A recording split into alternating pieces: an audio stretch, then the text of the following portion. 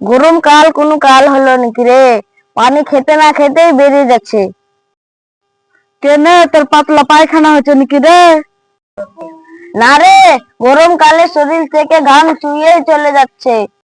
ঠান্ডাকাল আসতে না আসতেই লোকে সব কম্বল কেটে দান করতে লাগে। গরমকাল এতদিন আসা হয়ে গেল, এখনো তো কেউ একটা এসি ফ্রিজ দান করলো না। কে হাত পাখা কি টেবিল ফ্যান একটা দান করতে পারতো। এখন বাড়ি থেকে বেরোলে মুখের কালার আর চুলের কালার বোঝা যাচ্ছে না। গরমকাল এসে আমার মুখটা কালো হয়ে গেল। তুই কবে ফসা ছিলি রে খাপা? মেয়েরি করে শালা, তুই আমাকে মেয়েরি বললি, তোকে পরে দেখে নিব। চ অন্যদিকে যা বসে গে, এখানে আর ভালো লাগছে না। আরে ওদিকে বসে গে।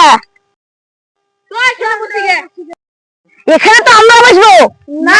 আমরা বসবো না, আমরা বসবো। এ বড় ভাই, আমার নাম হলো পুতুল। তোমরা শুধু ঝামেলা লাগাও, আমি শুধু সামনে থাকবো। লাগা আম্মা, লাগা।